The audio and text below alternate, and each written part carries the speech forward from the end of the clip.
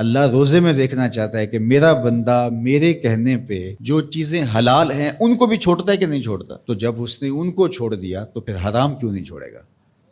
اور جس نے روزے میں حرام بھی نہیں چھوڑا، غیبت بھی نہیں چھوڑی، جھوٹ بھی نہیں چھوڑا، لوگوں کو اذیت دینا بھی نہیں چھوڑا، تلخ رویے بھی ترک نہیں کیے، گالی گلوچ سب و شتم کا مزاج بھی ترک نہیں کیا، لوگوں سے رشوت لینا اور لوگوں کو اذیت دینا بھی ترک نہیں کیا، تو پھر وہ بھوک کاٹ رہا ہے. وہ اللہ کے حکم کی تعمیل نہیں کر رہا ہے، وہ تو کہہ رہا ہے کہ میں تمہارا امتحان لینا چاہتا ہوں، تم حلال بھی چھوڑو گے اور یہ حرام بھی چھوڑنے کے لیے تیار نہیں ہے. تو پھر وہ روزہ ہی نہیں. ہم ہر سال مشق کرتے ہیں، ماہ صیام گزر جاتا ہے، پھر جہاں کھڑے ہوتے ہیں وہیں کھڑے ہوتے ہیں، جبکہ روزہ تو 1 مہینے کی ٹریننگ ہے. 1 مہینے کی ٹریننگ کے بعد ہمارے عیب جھڑ جانے چاہیے، ہمارے گناہ دھل جانے چاہیے، ہمارے اندر کو تقوی کے نور سے مالا مال ہو جانا چاہیے. لیکن ہم نے مشق کی نہیں، ہم کام چور رہے. تو پھر نتیجہ کیا ہوا کہ جہاں کھڑے تھے وہیں رہے. کہ روزے کا مقصد اتقاء کو پیدا کرنا ہے، اور ہر وہ کام جو اللہ کی ناراضگی کا ذریعہ ہے اس کو ترک کرنے کا نام تقویٰ ہے.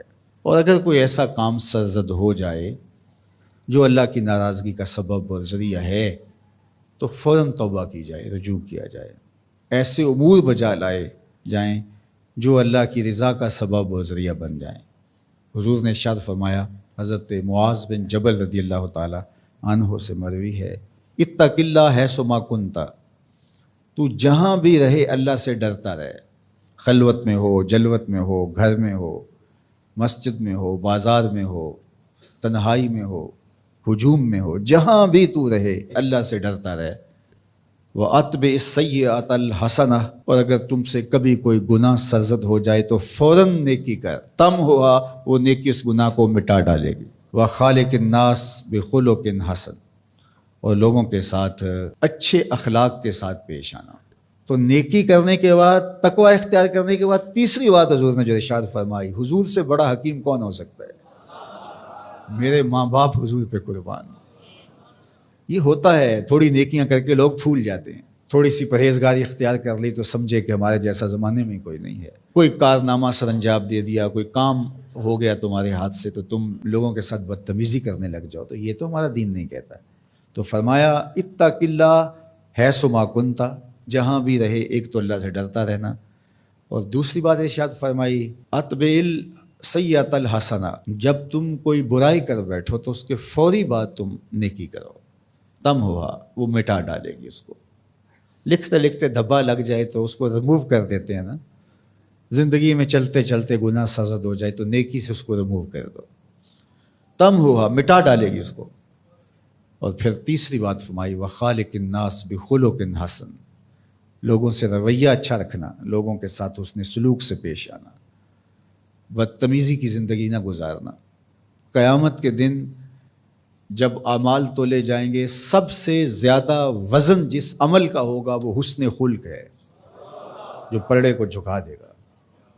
تو کبھی اپنے رویوں کو کھردرا نہ ہونے دینا. تو ہمارے رب نے ہمیں تقوی اختیار کرنے کا حکم عطا کیا، اور رمضان المبارک موسم ہے تقوی کے حصول کا. زندگی ثمر بار ہوتی ہے اور تقوی کا پھل لگتا ہے.